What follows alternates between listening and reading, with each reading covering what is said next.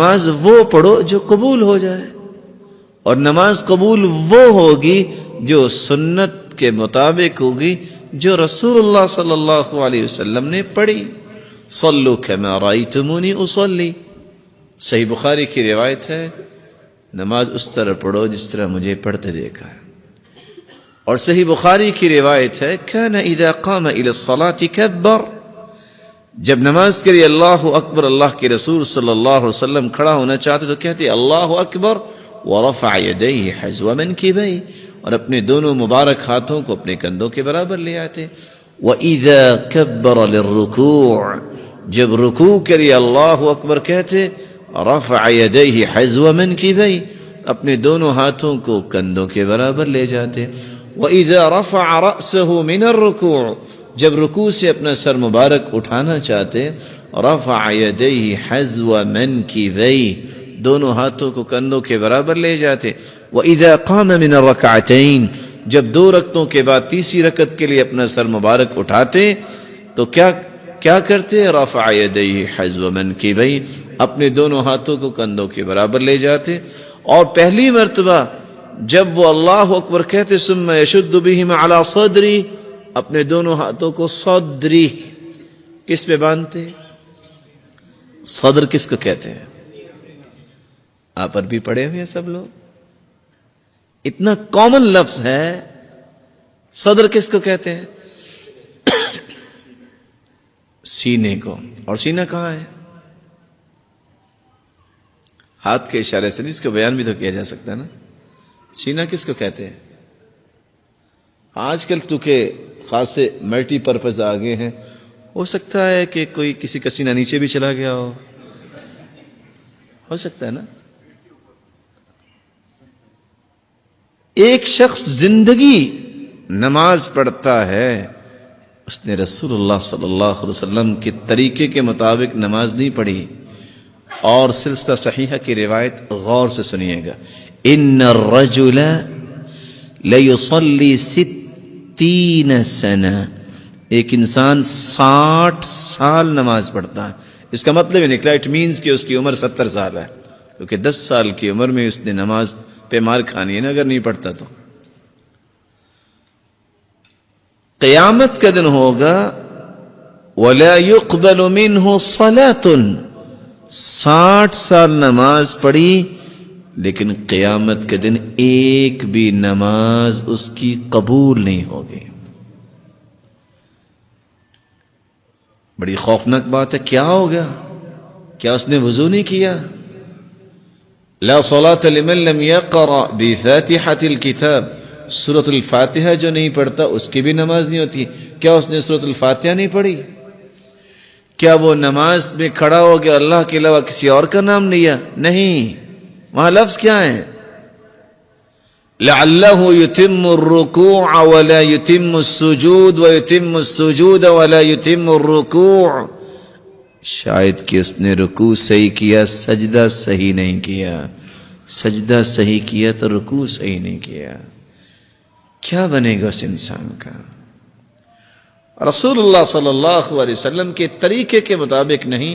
اگر 210 روایتیں ایک چیز پہ آ جائیں کہ اللہ کے رسول صلی اللہ علیہ وسلم نے اپنے دونوں ہاتھوں کو کندھوں کے برابر اٹھایا، پھر رسول اللہ صلی اللہ علیہ وسلم نے ہاتھ کہاں باندھے، ایک ایمان قبول کرنے والا شخص جب یہ طریقہ اختیار نہیں کرتا تو پھر نماز کس کے لیے پڑھ رہا ہے؟ وہ آخر کس کے لیے؟ اس رب نے تو قبول کرنی ہے وہ نماز جو اپنے پیغمبر کو سکھائی۔ اس لیے جو مسجد میں آ جائے ان سے ہم گزارش کرتے ہیں کہ وہ سنت کے مطابق نماز پڑھیں، جو نہیں آئے ان کو مسجد میں لانے کی ہم گزارش کرتے ہیں، اور جو نماز پڑھتا ہی نہیں ہے اللہ تعالی ہدایت نصیب فرمائے۔ اگر کتابیں کھولتے ہیں نا تو کتابیں بول کے کہتی ہیں ایسا انسان جو نماز پڑھتا ہی نہیں، جو نماز کہتا ہے ضروری نہیں ہے، یہ کون سی فرض ہے؟ یہ تو بھوکے لوگ پڑھتے ہیں جن کو کھانے پینے کو کچھ ملتا نہیں ہے، تو وہ رو لا کے اللہ سے کچھ مانگتے ہیں، میرے پاس تو سب کچھ موجود ہے، مجھے کیا نماز کی ضرورت ہے؟ تو کتابیں بول کے کہتی ہیں من ترک الصلاة متعمدا فقد کفر، جو معاند ہیں، کہتے ہیں نماز ہے ہی نہیں، ضرورت ہی نہیں، تو کافر ہو جاتا ہے۔ اور ایسا انسان اگر بغیر توبہ کے مر جائے تو ایسے انسان کے بارے میں کتابیں کیا کہتی ہیں؟ لا یغسل، اس کا غسل کی ضرورت نہیں ہے، ولا یکفن، اس کو کفن کی بھی ضرورت نہیں ہے، ولا یصلی علیہ، اس کا جنازہ پڑھنے کی بھی ضرورت نہیں ہے، ولا یدعى له بالمغفرہ، اس کے بخشش کی دعا کی بھی ضرورت نہیں ہے، ولا يدفن في مقابر المسلمین، مسلمانوں کے قبرستان میں بھی اس کو دفن کرنے کی ضرورت نہیں ہے۔ اور رسول اللہ صلی اللہ علیہ وسلم نے فرمایا من صلى العشاء في جماعة كان كقيام نصف ليلة ومن صلى العشاء والفجر في جماعة كان كقيام ليلة، آسانی اتنی ہے، عشاء کی نماز کوئی باجماعت پڑھ لے، آدھی رات کی تہجد اس کے نامہ اعمال میں لکھ دی جاتی ہے، اور جو صبح کی نماز پڑھ لے اس کو اجر و ثواب تہجد کا بھی مل جاتا ہے۔ اور دین نے اتنی خوبصورت یہ بات بیان کی ہے، رسول اللہ صلی اللہ علیہ وسلم نے فرمایا من اتى فراشه وهو ينوي ان يقوم يصلي من الليل فغلبت عيناه حتى اصبح كتب له ما نوى وكان نومه صدقة عليه من ربه عز وجل،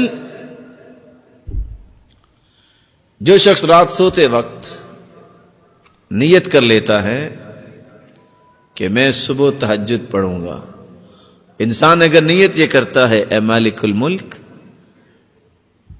مجھے توفیق عطا فرما، رات کی تاریکی میں تیرے سامنے کھڑے ہونے کی لذتیں کچھ عجیب ہیں، اے اللہ یہ لذت مجھے بھی عطا کر دے، اور تہجد کے وقت مجھے اپنے سامنے کھڑا ہونے کی توفیق دے دے۔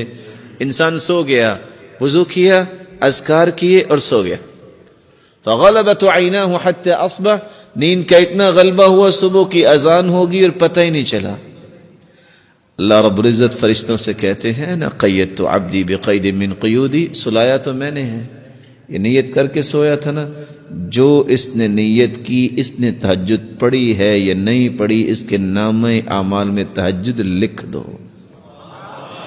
وَكَانَ نَوْمُهُ صَدَقَةً عَلَيْهِ مِنْ رَبِّهِ عَزَّ وَجَلَّ، رات کی تاریکی میں لوگ صدقہ کرتے رہے، یہ تو سویا رہا، اس کی 4 یا 6 گھنٹے نیند کو ہی صدقہ بنا کے اس کے نامہ اعمال میں لکھتا، اللہ وہ بھی ضائع نہیں کرتا۔